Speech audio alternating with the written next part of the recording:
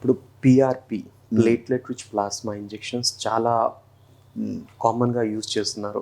Plus different myths లేదా చాలా అపోహలు అంటారుగా, అలా ఉన్నాయి. సో మీ కమెంట్ ఏంటి దాని మీద? సో ఇప్పుడు పిఆర్పి అంటే ప్లేట్లెట్స్, అంటే మన బాడీలో బ్లడ్ ఉంటుంది అండి, బ్లడ్ నుంచి తీసి ప్లేట్లెట్స్ అంటే గ్రోత్ ఫ్యాక్టర్స్, అది మన ఫర్టిలైజర్ అనుకోండి. మనం ఎరువు వేస్తాం కదా, అట్లా అంటే మంచి మెటీరియల్. సో అది బ్లడ్ నుంచి వస్తుంది.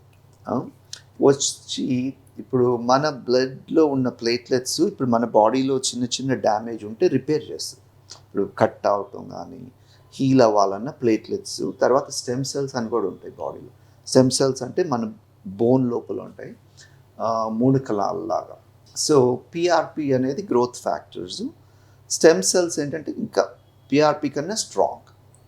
ఇప్పుడు డ్యామేజ్ ఎక్కువ ఉందనుకో, ఇప్పుడు జాయింట్లో ఆర్థరైటిస్ కానీ టెండెన్స్ కానీ కట్ అయిపోయినాయి అనుకో, కట్ ఎక్కువ అవ్వకుండా లేకపోతే మొదటి స్టేజ్లో ఉంటే పిఆర్పితో సరిపోతుంది. అదే కనుక ఆర్థరైటిస్ పెరగటం, కార్టిలేజ్ దెబ్బతింటాం, నొప్పి పెరగటం ఉన్నప్పుడు ఒట్టి పిఆర్పి చాలదు. ఓకే, అంటే మనం ఇప్పుడు ఒక మొక్క పెంచాలంటే విత్తనాలు వేయాలి, పైన ఫర్టిలైజర్ కూడా వేయాలి. ఒట్టి ఫర్టిలైజర్ వేస్తే అక్కడ సీడ్స్ పెరగవదు కదా. సో అందుకని డ్యామేజ్ ఉన్న చోట స్టెమ్ సెల్స్ పెట్టాలి, పెట్టి తర్వాత పిఆర్పి పెడితే మంచిది. కాకపోతే ఇప్పుడు నేను వినేది ఏంటంటే అన్ని కండిషన్లకి పిఆర్పితో మాయమైపోతుందని చెప్తున్నారు. సో తప్పన్నమాట.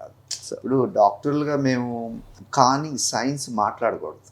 ఇప్పుడు మామూలుగా ఇప్పుడు చూడండి, ఇప్పుడు సైన్స్ ఎక్కడ దాకా ఉందంటే పిఆర్పి మంచి మెటీరియల్, చిన్న చిన్న ప్రాబ్లమ్స్ టెండనైటిస్ అంటాం, స్ప్రెయిన్స్ అంటాం, లేకపోతే మైల్డ్ ఆర్థరైటిస్ కండిషన్స్కి పిఆర్పి బాగా పనిచేస్తుంది. కానీ బాగా కట్ అవటం కానీ, లిగమెంట్ కట్ కానీ, ఆర్థరైటిస్ కానీ, టెండన్స్ కానీ అయితే పిఆర్పితో పని అవ్వదు. టెంపరీగా బాగా అవుతారు, కొన్ని రోజులు బాగుంటుందండి, నెల 2 నెలలు. బట్ కానీ ఉన్నది గాయం మాయం అవ్వదు. ఇప్పుడు గాయం పెద్దగా ఉందనుకోండి, ఇప్పుడు నాకు కట్ అయింది అనుకోండి, అది హీల్ అవ్వాలి కదా, అప్పుడు మేము స్టెమ్ సెల్స్కి వెళ్తాం.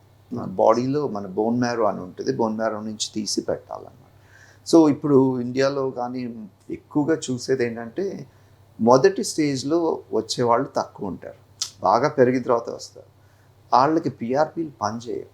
కానీ ఇప్పుడు వాళ్ళకి అందరికీ ఏమి అనుకుంటున్నారంటే ఏ స్టేజ్లో అయినా వెళ్ళి పిఆర్పి చేసుకుంటే పనిచేస్తుంది అని చేయించుకుంటున్నారు. సో అది మనం ఎడ్యుకేట్ చేయాలి.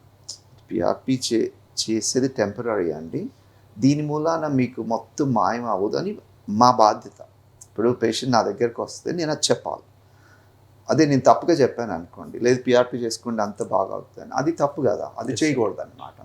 సో ఉన్న సైన్స్ ఎంతవరకు డెవలప్ అయిందో అంత చెప్తాము. సో పిఆర్పీలు దానికి వాడతాం.